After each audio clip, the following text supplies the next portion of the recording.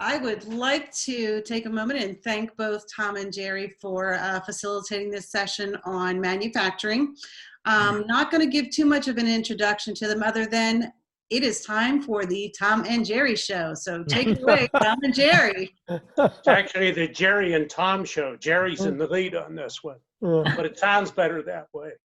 It's the way it worked out. It's a kind of a cat and mouse kind of a thing. But Tom and I kind of knew each other, but not really well. But we've gotten to know each other pretty well and getting ready for this session. So it's really, really great to see everybody. And our topic, of course, you know, is really talking about the new normal, and especially related to manufacturing. How many of you, by show of hands, have worked with manufacturing companies here? How many people? Okay, quite a few. All right, we're going to get some good input, I take it today. And that's our job. Our job is really to try to get some input. I did interview Tom because Tom goes back to when manufacturing was done with wood, you know, so he goes way back. Way back. Not I don't go back quite that far. Yeah, except I discovered I'm older than you are.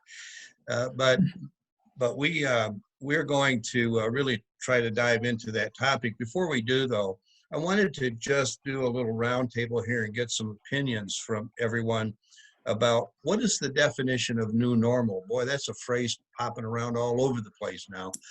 So what is it? Start us off. Robert? I don't think your microphone's on.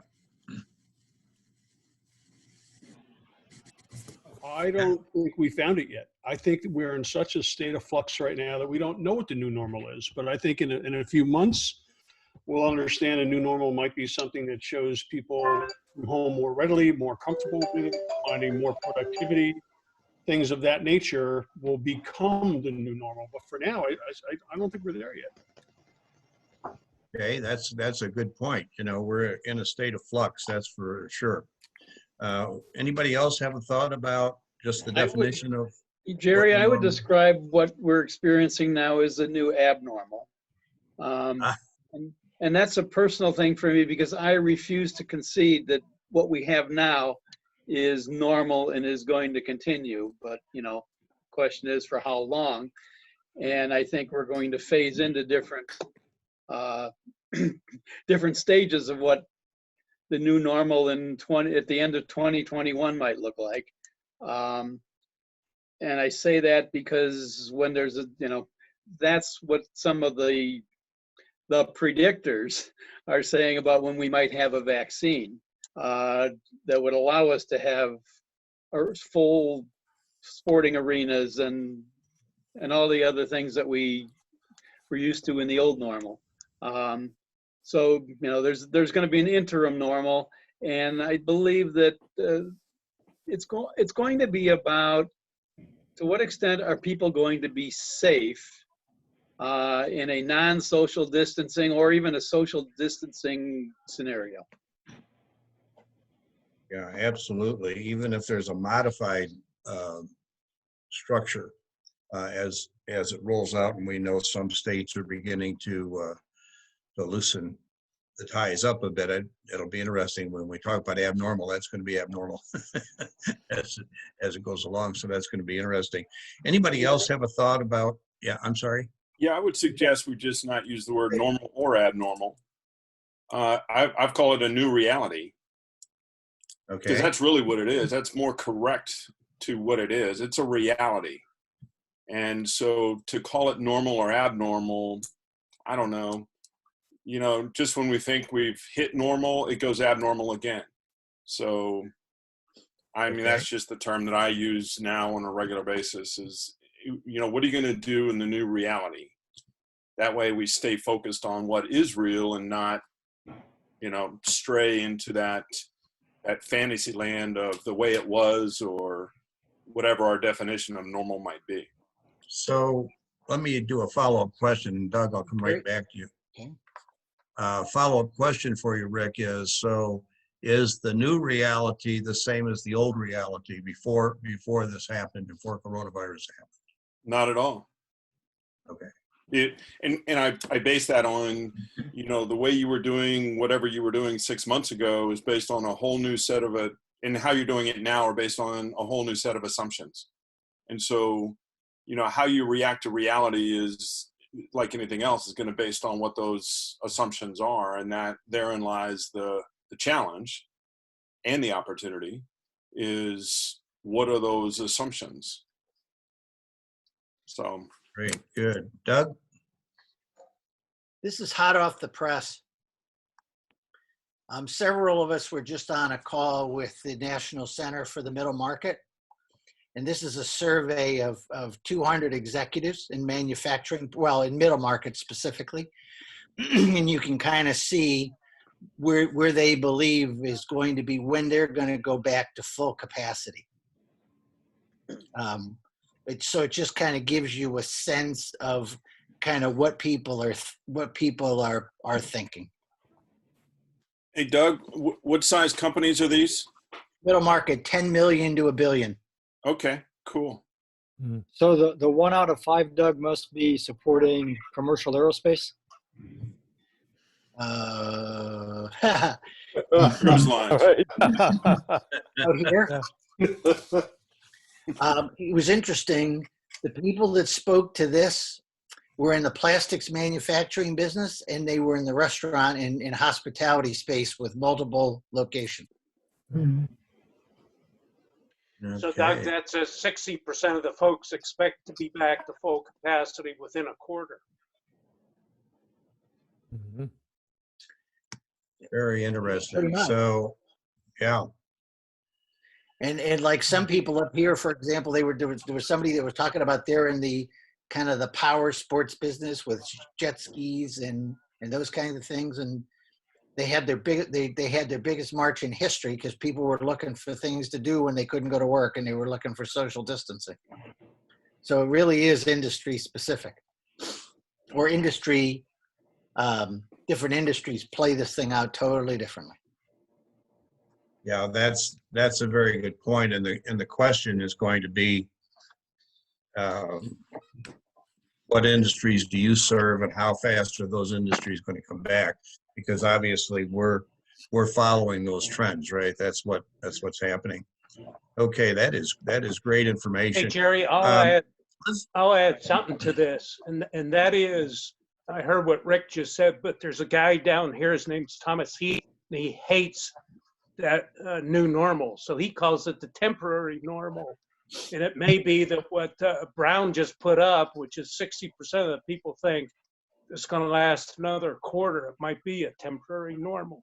Again, heard what Rick said, and there's no new things, but that's his word for that. And he's sort of changed folks down here to temporary. Right, normal. right. And this all started out by us saying, what do we think is the new normal? And the first comment that was made was, we're not sure, right? We don't know exactly where it's going, and that's evidenced by the feedback. But I love the graph, Doug. I just wish I knew what the breakdown of industries were, because that would be really valuable. Or to the previous question of, what are the assumptions that they're making that allows them to say 60% in 3 months and 80% in 6 months? What are the prevailing assumptions that would allow them? I mean, that'll give you at least some directionally correct idea of what the majority of the population is thinking, regardless of industry. Exactly. If I can do one more screen share with you. Sure. This might give, while not giving you specifics, this might give you some indication of where people are, where they think they are in terms of mitigating this. As you see, the deep red is not very effective at all, and the lighter red is not at all effective. Sorry, the light red is not at all effective. The deep red is not very effective.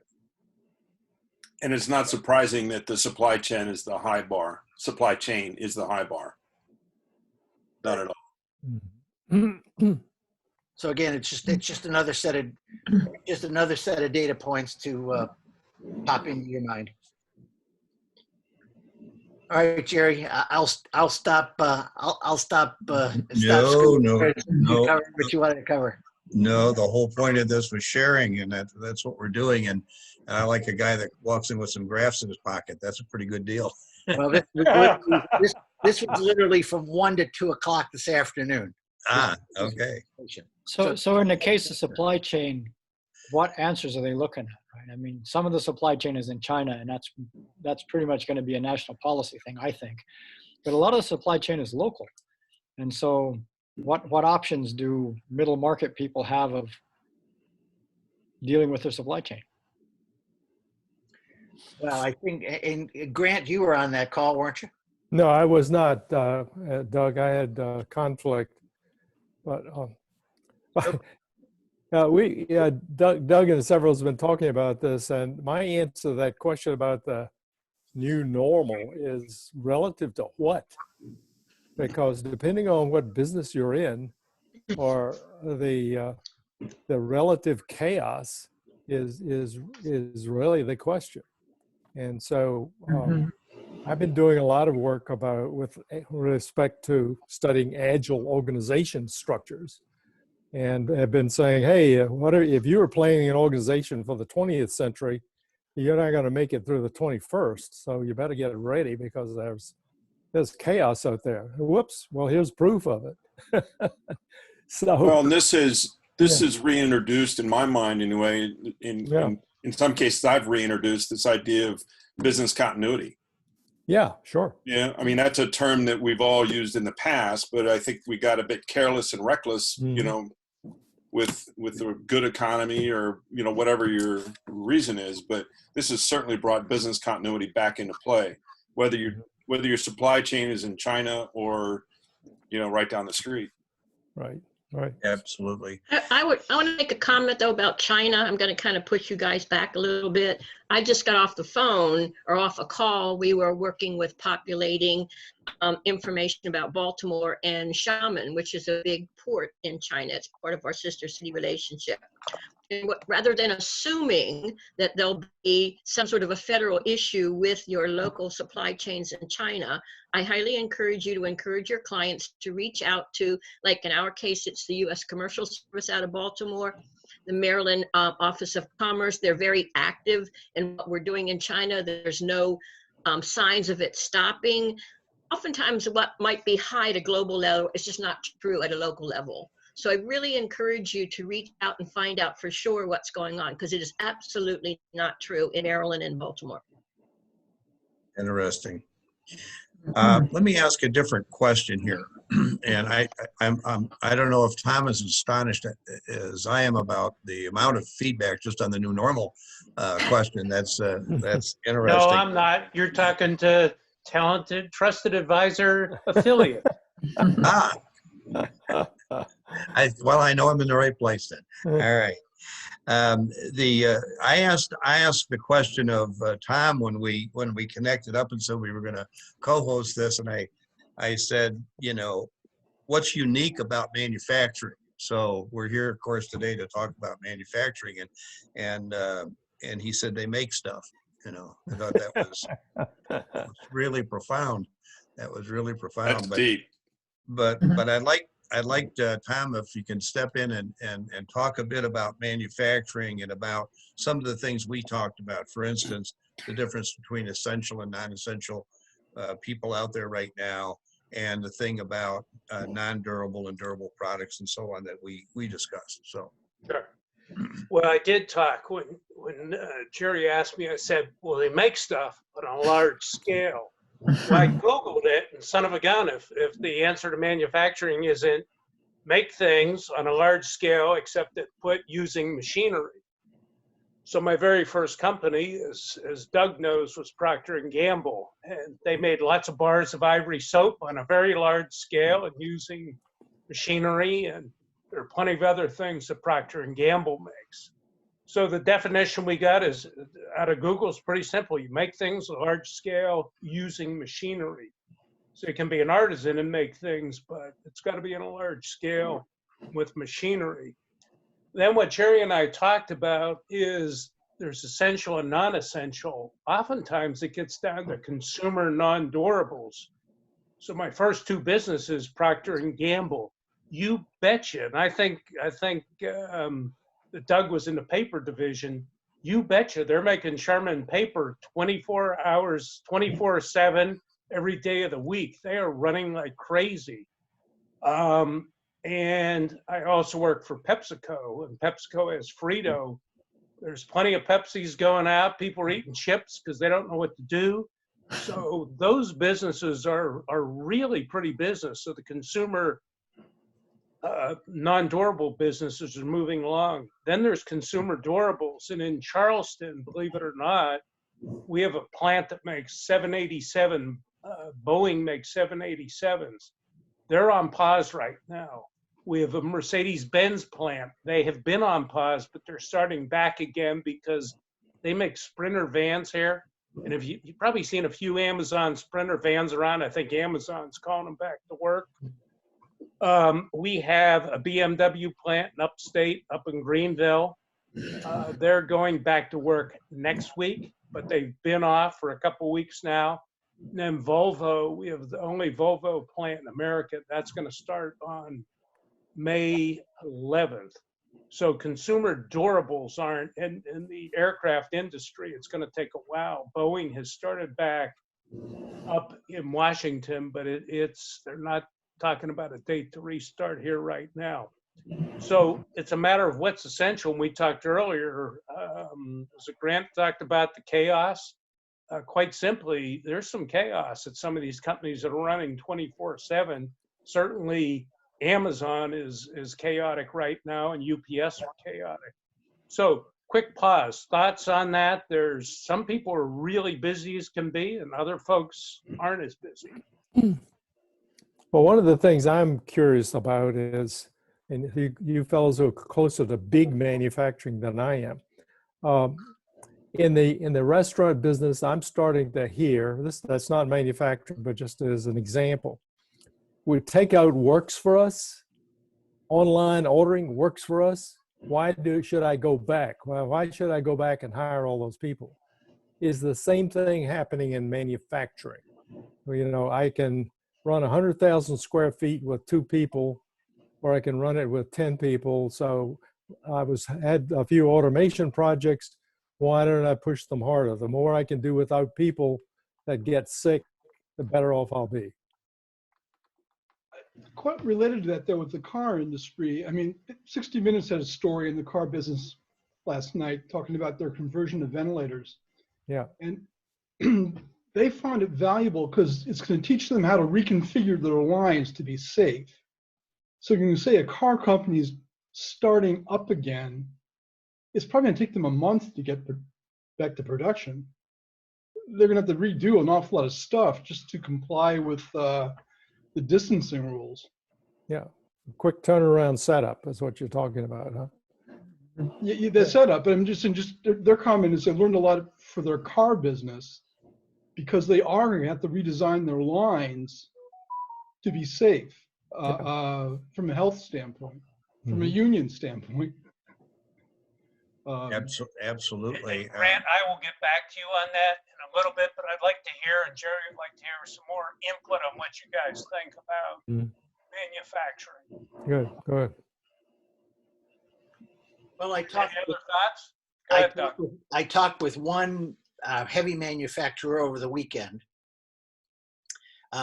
because he happened to have a plant down in Mexico, and an inspector came into Mexico and basically wanted to shut him down. And so he was literally on the phone all day, all afternoon in Mexico, despite showing him papers from the Mexican government and from the industry that they were considered essential.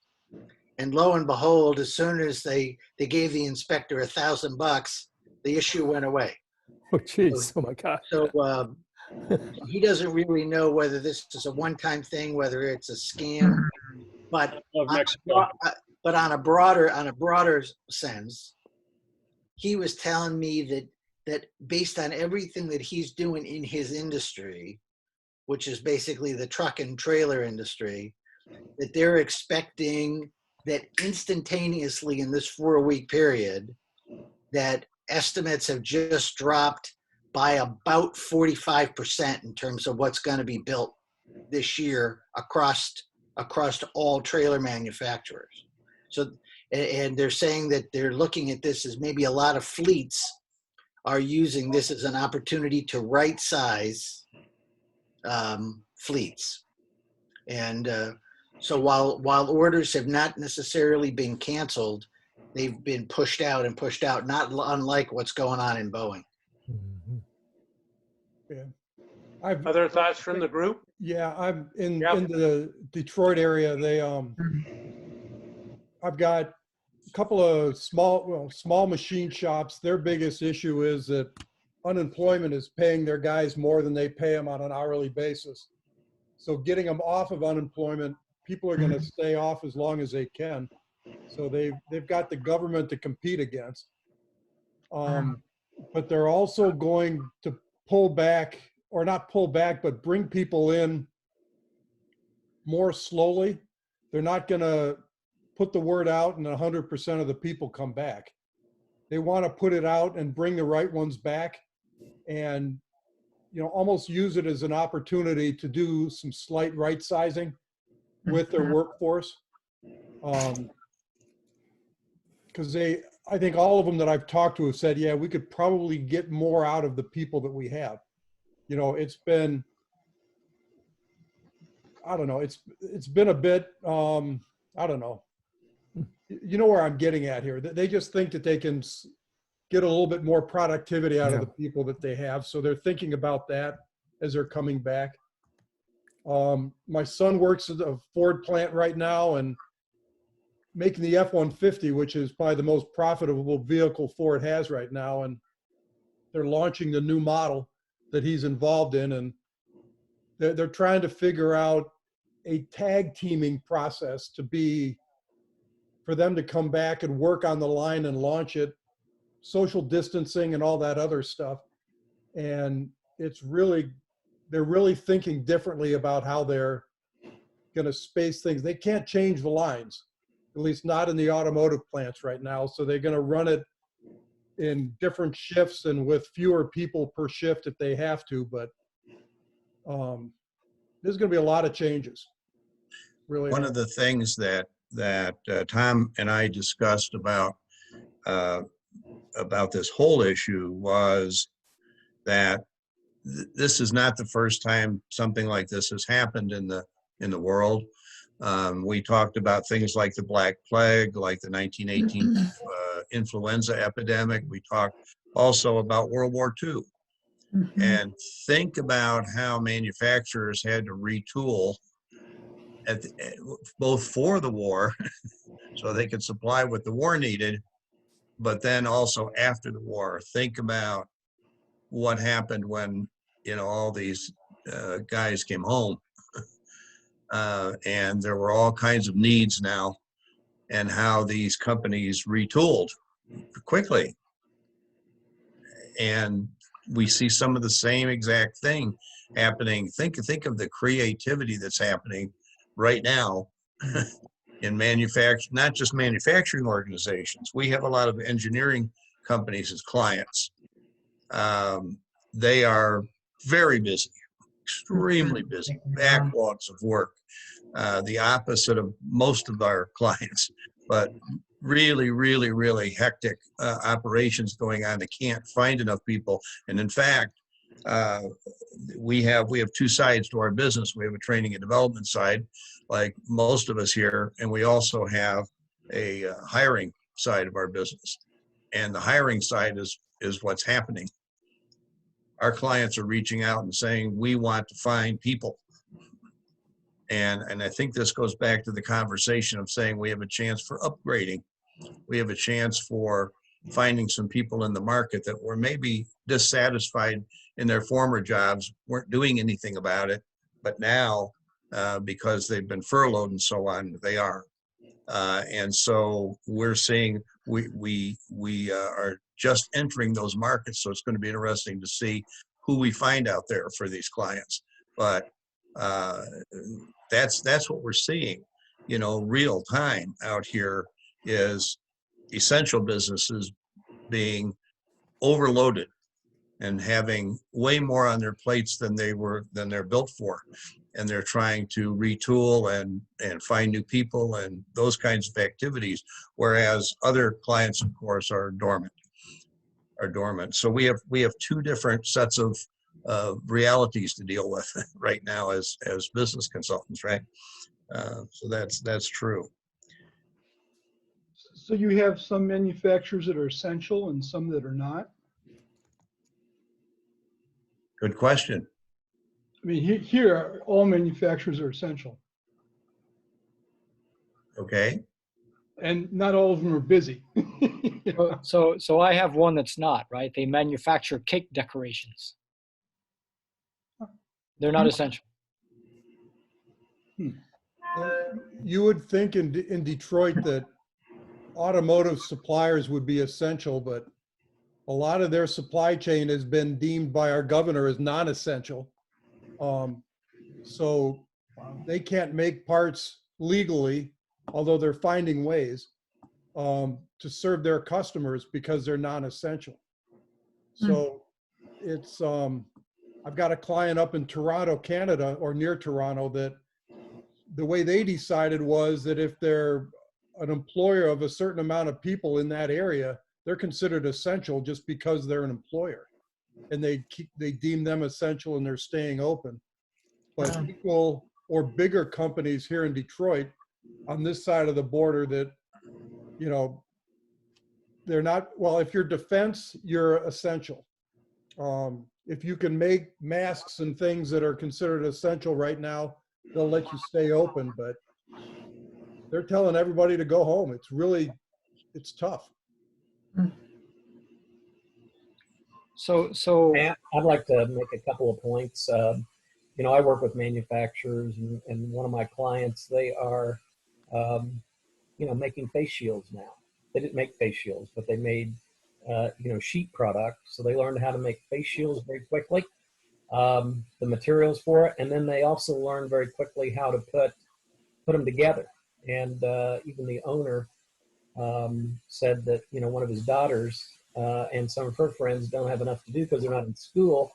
And so they put them to work, make some money, and to help them put together the shields, the face shields as well. So, you know, I think it was Charles that mentioned earlier about the 60 Minutes show last night, and I watched that too. And I think it applies with what I'm hearing from, you know, this client and some other clients is people are taking the stuff they have to do, the safety aspect of this, and they're seeing how that translates to their business and how they're going to use that when they reopen.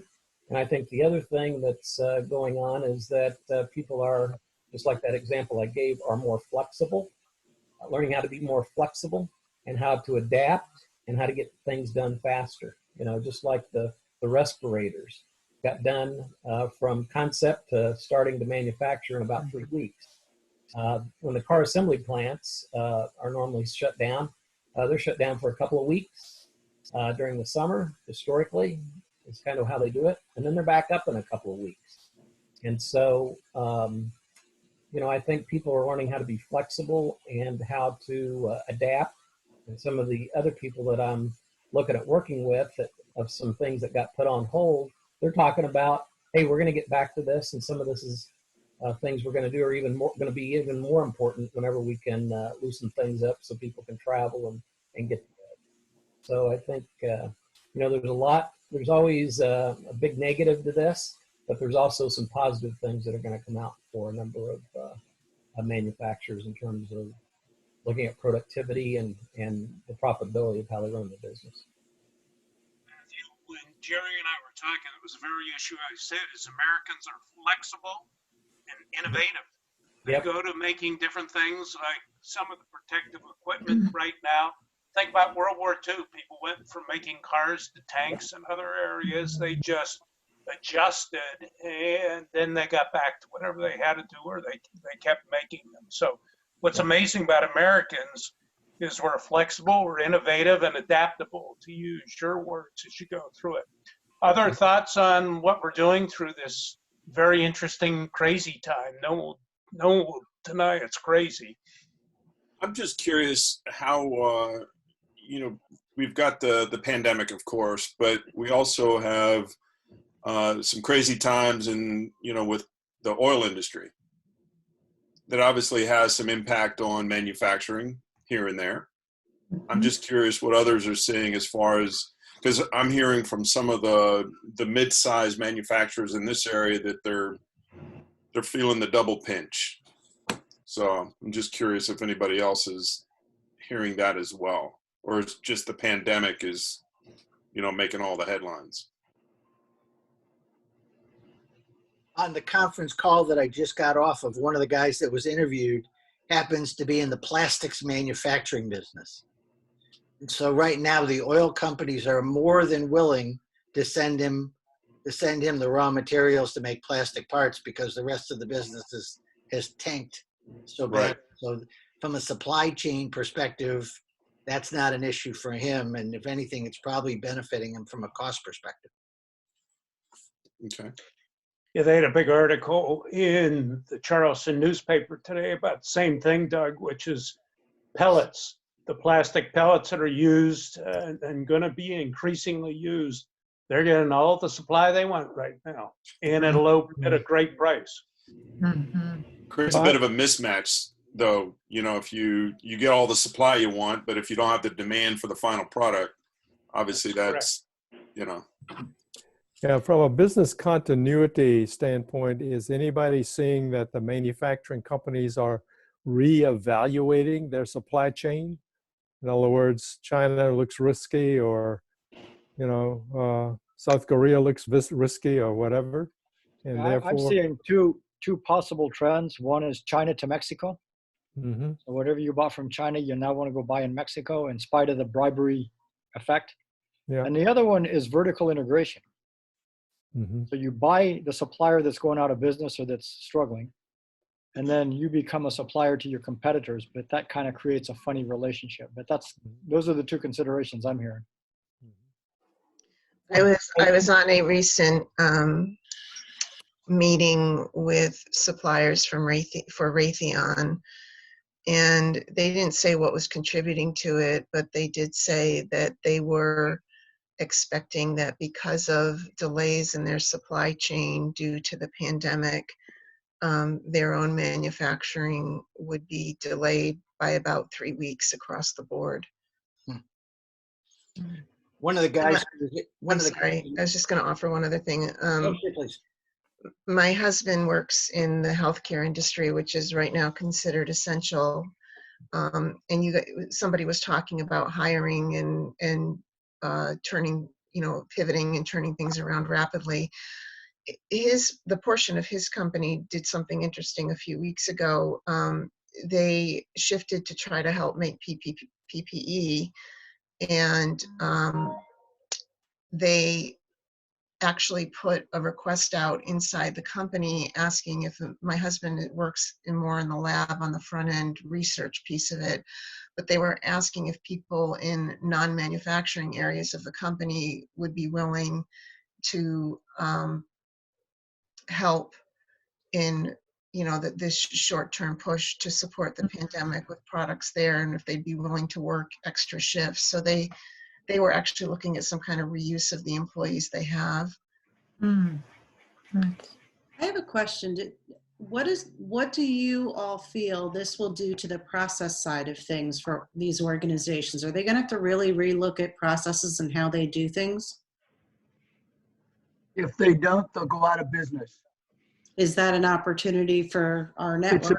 It's a major opportunity. I've been sitting listening, and as opposed to you other guys, I don't have a lot of manufacturers, but I've got clients. I've got a lot of clients that are suffering. Not a lot of clients. I have clients that are suffering, but I've got a few clients that are just doing really well. One is an engineering and construction company. They're considered essential. They do work in schools, amongst other things, and they're doing fine. Business is coming in. They're still working. For a while, we thought it was just an overhang that their March was very good in terms of collections and billing. They're about a $16, $17 million company, employ 100 people. And then as I continued meeting with them through April, on a variety of other things, the business continues to be good. And I kept challenging where and why. And they're looking for opportunity. I have another client, it's a detective agency. And again, not a huge company. His biggest problem is labor, getting people to do the work that he can get. Now, he's a smart company. He's established, before this was happening, he had invented a process that was unique in his world, and it's going on. Now, I'm not working, the people that are looking for the opportunity. Now, obviously, if it's dead in the water, it's dead in the water. But those that can shift and change are doing fine and doing well. Now, you talk about Mercedes opening a plant. How long are they going to be open for? They're not competitive in the next wave of what's going on, nor is BMW competitive in the next wave of what's going on. But Hyundai is. So who's ever got a Hyundai or a Kia plant in their backyard, they're going to continue doing well because they're making the move to the next thing. And we are moving so fast to the next thing. The other thing I think we have to keep in mind is when this opens up, whenever it is, and it may be 18 months to 2 years before we're totally back to normal. How many of you will go back to the kinds of one-on-one meetings you did before, as opposed to using Zoom and the benefits of Zoom going forward? I'm finding that's happening tremendously in the world that I'm talking to now. The people that are working from home, that are doing better and better working from home than going into an office. How many of my daughter works for the federal government? She was always the FDA. She was always telecommuting 2 days a week. Now she's telecommuting 5 because she has to, because they're closed. She will never go back to 2 days a week. She'll go back to 3 or 4 days a week. I have another daughter working for Merck.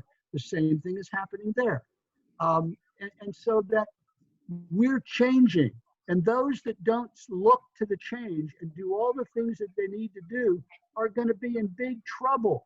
And our job is to challenge that where we have the opportunity. And Tom, I saw you smiling, so I'm curious as to what was going through your mind. And I'll stop. I'd be happy to tell you, Ernie, us young guys are pushing all these older guys to move into the future. That's what was going through my head. That's why I smiled and saying, you'd think that'd be a really young guy espousing that, and it's you. So that's great. Hey, listen, I want to get at one thing that Jerry asked before, because we'll run right up till 4 o'clock. He said, what do leaders in manufacturing need to do differently? What's the reality? And I have my answer for that, and it will get back, Grant, to the point you made before. What thoughts do you have of, as a group, of what do leaders in manufacturing need to do differently? Now, Arnie just talked about a bunch of things that are possible. Other thoughts people have in terms of manufacturing? Tom from Chicago. So I was in the plastic manufacturing business for a quarter of a century, and so I can hold up that lens. And plus, what I'm hearing, supply chain. Before the pandemic, I had a client that supplies colorant to the plastics industry, and they were getting old business back as people had concerns about they're starting to pull tooling back in from China that had gone out 8-10 years ago, and starting to pull it back to have more reliable sources, because reliability became more important than price. That said, just to speak about plastic, because I just still kind of live there, with low oil prices, we talked about supply and demand. Well, when there is abundant supply and low demand, what happens? Pricing goes way down. So the plastic resins they have to be. I haven't bought them in a number of years, but they have to be plunging along with oil prices. And so, on Doug's chart, the first one he had put up, supply chain was like the largest challenge and largest concern. And so, as you look at, what are some, and back to, I'm stuck on this key assumptions thing. So, what were we assuming about our supply chain before all this, and what assumptions do we need to, how do those assumptions need to change moving forward, and what adjustments do we need to make in our supply chain to succeed and make sure that we can feed our assembly lines, if you will. Just one other observation, just because toilet paper, right? We just, so, but you know, that was, but that's a supply chain, you know, the usage of toilet paper didn't go up, I don't think. Maybe, you know, in your house. But the point is that toilet paper manufacturers were going like, really? We're going to work. And then all of a sudden people are going to figure out they don't have to order anymore. Well, now we got nothing to do. And it's always been you know, balancing the assembly line time that you have, or the production line time that you have. It raises hell with it. You know, they have to run because of stupid hoarding. And now they're getting, you know, I'm guessing they're getting caught up now. Yeah, I'm and gonna add on that's a market shift. I'm sorry. Go ahead, Tom. What I'm going to do is add on to what Tom's saying. So one of the things he's saying for the future is diversification of your supply chain. And I could give you stories, but we don't have time for that. But by diversifying your supply chain, you're going to be in good shape. The problem was that China undercut everyone in price, whether they were subsidized or not. That's why so much of the supply chains in China, folks are going to look for diversifying their supply chain around the world. So that's one of the things they have to do. Jerry, back to you. Sorry. Real quickly, though, in this part of the world, 3 or 4 years ago, jobs started coming back from China to here because with technology, it was an even cost equation again. And I think that the big driver is going to be that manufacturing 4.0 and other forms of automation are going to get a big push in terms of implementation. People are going to be much more motivated to put this to work in terms of really having automated factories. So I think being on top of the technology is very important. If I can just add to that, I don't know whether this is happy talk, but one of the questions that was asked to the CEO of about a $200 million company, he said, what assumptions are you making? And he said, you know, considering we've gone through this pandemic, he said, I think there's going to be a tremendous push for us being a lot more self-sufficient. And particularly among things like healthcare, that there's going to be a big push for made in America in terms of things that we really need to make sure that we control if our survival depends on it. You know, whether it's plastic pieces for test kits or PPE or something like that, that it's going to be, we better make sure that we're kind of keeping control of our own destiny. I don't know whether that's true or not, but if I expect federal regulation. I would expect to build off of what Charles was saying. I'll bet you there's a lot of investment coming in terms of automation and technology, so that these things can be made at a cost that the American marketplace is willing to pay. You bet. And you know what I had started to say, you know, even about the toilet paper thing, you know, is there's been a market shift. You know, demand shifted because everybody's at home and nobody's, you know, using commercial toilet paper, as strange as that sounds, but it's true. And so, you know, that's a part of it. Another big part of all of this too is, you know, they're expecting, or at least predicting, a resurgence of the coronavirus in the fall. Absolutely. And if there's any truth to that, you know, being more prepared certainly than we were in the first round here is essential. So think of the shifts of lots of small manufacturing businesses that can make products and so on for that shift, because we do have to be more prepared. I'm with Doug and Charles on this, and I also think that we have to depend on us, that we have to make sure that because we were woefully unprepared, as we all know, for being able to supply the needs that were created by this pandemic. And the pandemic could have been worse.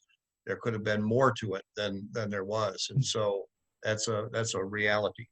So there's particularly in the high-tech industry, there are suppliers of critical elements, rare earths and chemicals and lithium, for instance, to make batteries. That, you know, there are many of those. As one place in the world you can get those. And so that's not something we individual businesses can solve, but from a national standpoint, those things have to be looked at. China's been going to Africa for years to lock up a lot of those supplies. And so, The United States actually has huge lithium reserves. It's just cheaper to go to China than to reopen the mines. yeah. Mm. Well, There's not, some- that's not a good example. Maybe not anymore. Something I wanted to comment about Jerry's what he was talking about in terms of small businesses being able to participate. Nancy, You Did lose we your lose Nancy? Yeah, she went on mute. There she- Okay, can you hear me now?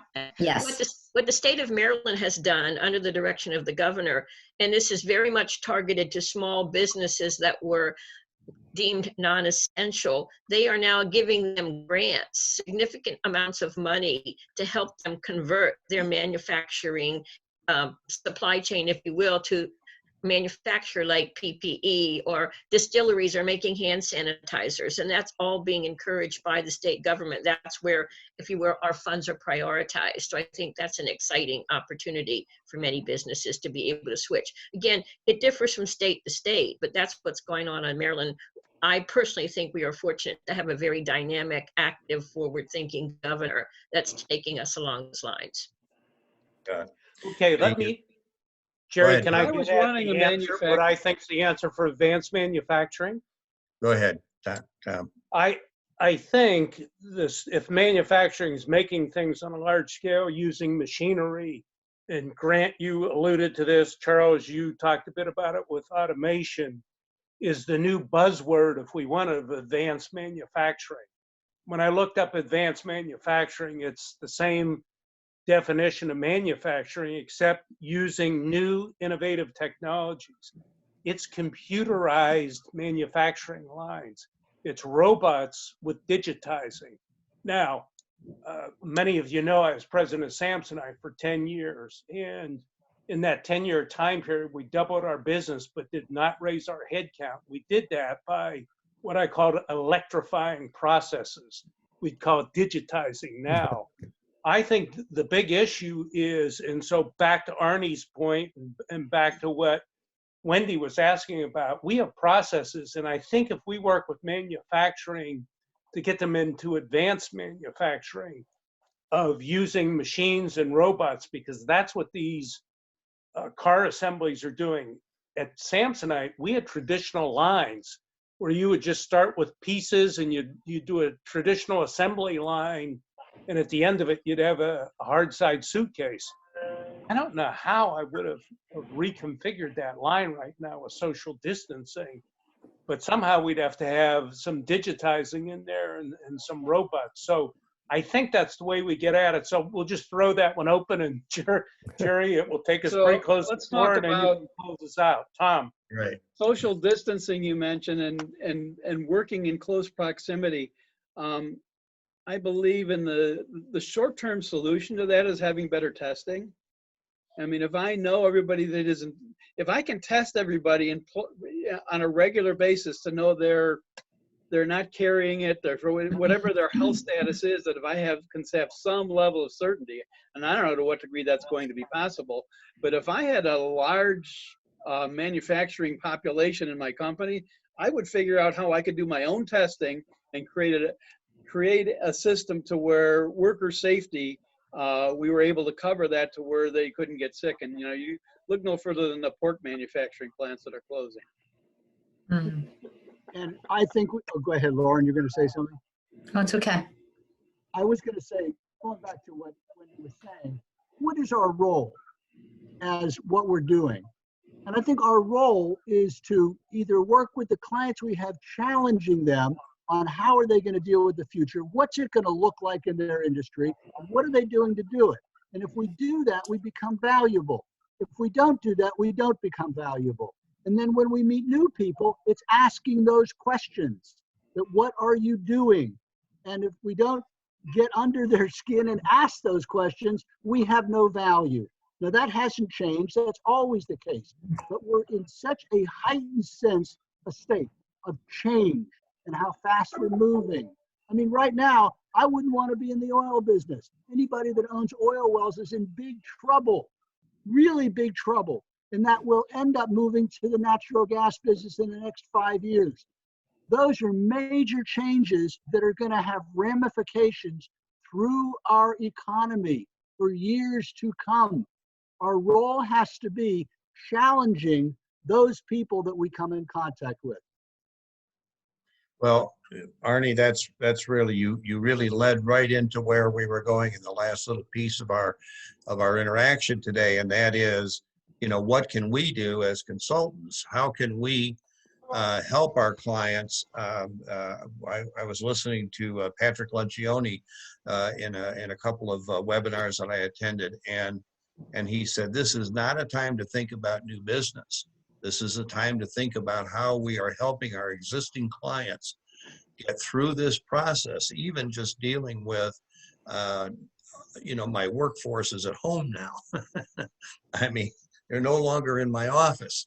That really changes the way we do business, particularly for those that are not used to doing virtual interactions like this. And so that's one big issue. The second issue behind that is how do we help them? And in manufacturing, of course, you're right, it's about retooling, and it's about, thinking about different supply chain structure maybe than they have today, and on we go. All of those things are important. But the most important thing for us to be doing is connecting with our clients and talking to them. Period. Regardless of whether we're picking up a fee for it or we're not picking up a fee for it right now, and that certainly is our focus, is connecting with our clients, helping them, down to teaching them how to use Zoom if that's what they need. Whatever it is, trying to help the clients so that they don't feel like they're alone out there, because especially in the smaller companies, those leaders are feeling alone. They are stuck. I saw one of my partners send one of her accounts some financing information because she's been turned down now at 4 banks. And they're supposed to be money to help this size of client, 52 employee company. And they are working because they're at the nuclear power plant out here, and they're working. They're an electrical company. And yet they need cash to operate their business, and they're not finding it. And they're a 40-year-old company, well-established company in good financial condition. So my partner stepped up, and that's what she's working on with them, not human resources, which is her primary focus. And that's the key. Out of the box. The key is to shift, bob and weave, do what they need. The awakening to me was somewhere about the second week of March. I called one of my clients that I knew. I had a quarterly meeting set up in April, and I just had a sense that they were going to say, wait, I don't want to do that, because I wasn't going to go there. And I said to the president of the company, would you like to set up on me a Zoom meeting next week with your team? And he said, what's that? This was the second week of March. And that was a clue. And again, good sized company. He's 65 years old. It wasn't his bent. He is an engineer, but he's a civil engineer. And that alerted me that there were many people that needed to know how to do Zoom. And so for the last 6 weeks, I didn't know how to do it, and I learned how to do it.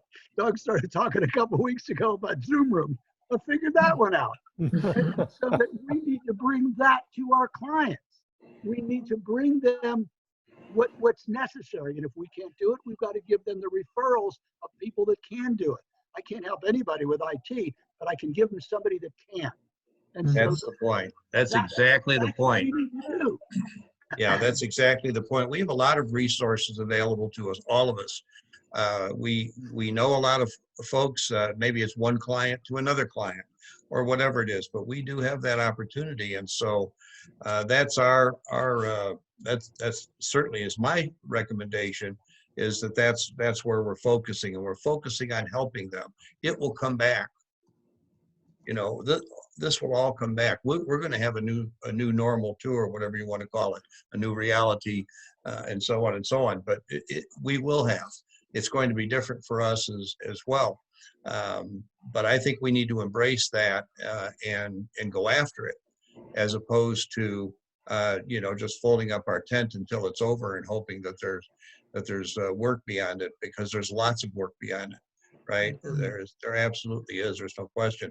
So we have just about 5 minutes left here, according to my clock, and so are we. Any other thoughts as we close this discussion out today?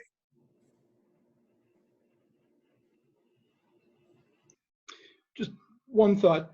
I think another force that's going to come out of this with essential resources. I think there's going to be more government regulation. In the defense industry, it's a requirement that you use U.S. product, and I can see the government, any healthcare stuff they fund, it's got to be from the U.S. I think there's going to be more regulation as well. Yep. Well, to add to that, there was a headline in today's paper that, being from South Carolina, we have Lindsey Graham. They flew in $1.3 million protective masks, all from China. And he said, the lack of a supply chain, this has to change. So, and Senator Scott, the other senator, is standing right next to him. We'll see how much of this gets reverberated around Congress as they get through this, because there's way too much in China. As I said, they just undersold everyone or underpriced everyone. Exactly. Other thoughts? With this supply chain discussion, I don't know that any of us are doing this, but for sure we need to be up to speed on it. I see where blockchain is going to play a huge a role in this, because all of this equipment, all these machines, all of it, imagine if it was all in one digital ledger. You know, what states of what machines, where are the masks right now? That should all be, the whole supply chain for all of this should be on blockchain. And I think that's going to be a big opportunity as we, over the next few months, and are able to feel a lot better about how all of this is managed in the future. Especially with all the fraudulent masks that are being made in China now. Exactly. You've got to verify your source. Yeah. Bob, thank you. I've been pushing or promoting blockchain now for about 1.5 years. And before that, it's hard to even get people. First of all, they have no clue what it is, and they don't even want to ask. And I couldn't agree with you more. So I really do think it's a great opportunity for us to educate people, to have conversations around it. It is a really exciting technology. Wendy, it may make sense to have something on blockchain in the future, quarterly. Sure. Yeah, the latest issue of Harvard Business Review has a pretty good primer on blockchain for those that get it. Great. And Tom made that suggestion probably 2 summits ago. Yeah, it's going to be used. Well, this is part of what's going to happen out of what's going on right now, Nancy. Okay, we have 2 minutes left. Mr. Jerry, you've done a great job on this. Thank you. Hey, so is Mr. Tom. Nice to see. Little cat and mouse goes a long way. It just does. You guys did a great job. Thank you. Thank you. Thank you. Great conversation. Thanks for contributing. I told my team, and I see a few of them on here. Laura Dillingham's on here, and Charles Parnell is on here, and Kathy Huska. Kathy, I guess, is shy, or the kids didn't let her do her hair or something. She can't get on the screen.